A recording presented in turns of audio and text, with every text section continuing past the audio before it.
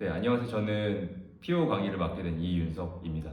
원래는 저는 학부 때 물리학을 전공을 했는데 어쩌다 보니까 개발자로 처음 커리어를 시작했어요. 근데 제가 개발자로 커리어를 처음 시작한 회사가 쿠팡인데 쿠팡에는 마침 이게 PO라는 직무가 있더라고요. 이 PO라는 직무가 결국 프로덕트를 CEO처럼 맡아서 엄청난 책임과 엄청난 그 퍼포먼스를 요구받는 포지션인데 저는 그 포지션이 되게 너무 끌렸던 것 같아요. 그래서 PO라는 직무로 아예 새로 면접을 봐서 직무 전환을 하게 됐고요. 그래서 지금까지 쭉 PO 커리어를 이어가고 있는데 저는 개인적으로 되게 스트레스도 많이 받는 직업이지만 되게 만족하면서 일을 하고 있습니다.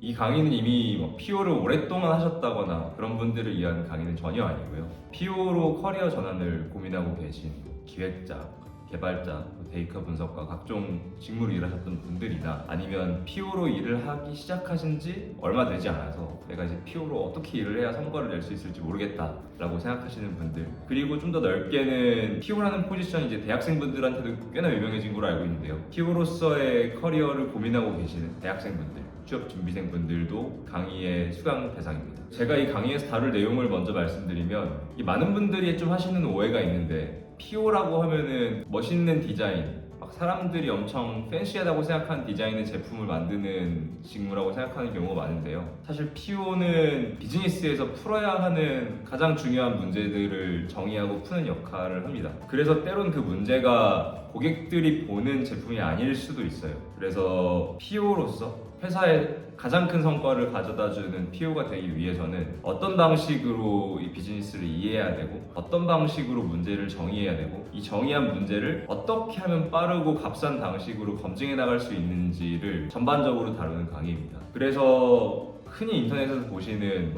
예쁜 UX, 예쁜 고객 경험 이런 것과는 약간 거리가 있을 수도 있어요. 하지만 좀 자신 있게 말씀드릴 수 있는 거는 제가 말씀드리는 방식으로 접근을 해야 결과적으로는 회사에 임팩트를 가져다 줄 수 있는 PO가 될 수 있습니다. 그 커리큘럼을 간단히 설명해드리면 초반에는 이 PO라는 직무가 어떤 직무고 결국 회사의 어떤 그로스 스테이지라거나 풀어야 하는 문제라거나 그런 거에 따라서 PO가 좀 문제를 접근하는 방식이 달라져야 되는데요. 그것들이 각각 어떻게 달라져야 되는지 간단하게 설명드릴 예정이고요. 이제 2주차부터는 회사에서 풀어야 되는 문제, 결국 이제 비즈니스 임팩트를 내기 위해서 어떤 방식으로 접근해야 되는지를 되게 상세하게 말씀을 드릴 텐데요. 예를 들면 비즈니스 임팩트라고 하면 회사에서 올려야 되는 매출, 고객 수, 리텐션, 각종 이런 중요한 지표들을 의미를 합니다.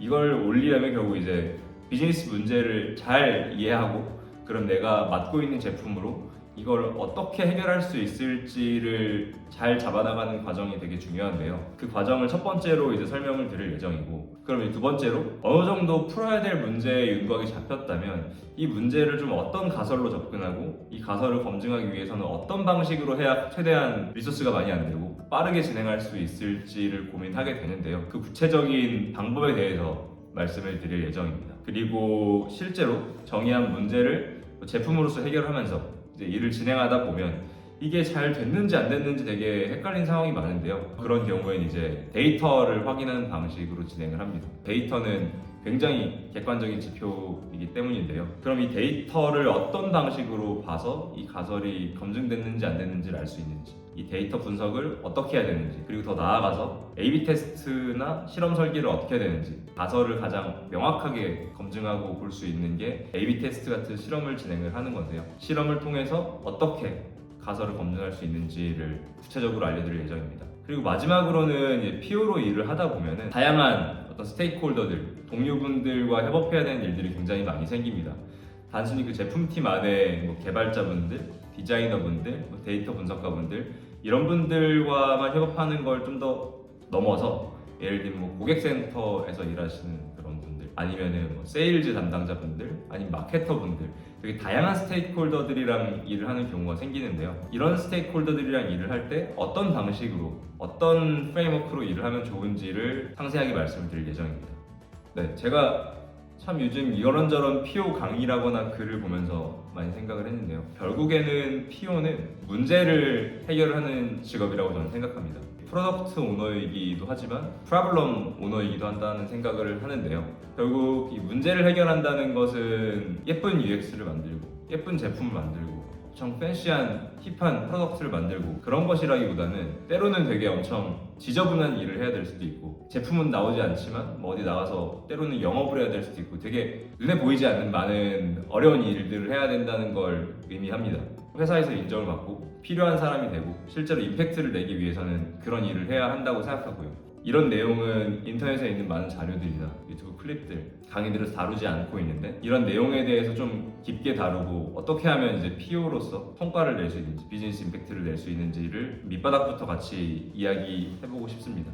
이 PO라는 포지션이 한국에 들어온 지 얼마 안 돼서 어떤 식으로 이제 PO로서 커리어를 쌓고 어떤 식으로 PO로서 성장을 해나가야 하는지 되게 헷갈리시고 잘 모르시는 분들이 많을 것 같아요. 사실 저도 맨 처음 PO를 했을 때 그런 막막한 심정이 되게 강했고요. 그래서 여러분들한테 가장 마지막으로 해드리고 싶은 말씀은 선생과 제자의 관계로서 일방적으로 지식을 전달한다기보다는 그냥 앞으로 같이 어떤 PO로서의 커리어를 밟아나가는 동료로서 꾸준히 좋은 영향력을 주고받고 도움을 주고받을 수 있는 관계로 발전할 수 있는 강의를 만들고 싶습니다. 감사합니다.